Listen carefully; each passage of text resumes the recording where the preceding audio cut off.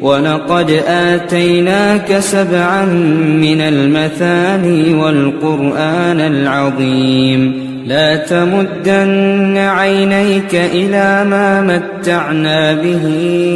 أزواجا منهم ولا تحزن عليهم واخفض جناحك للمؤمنين وقل إني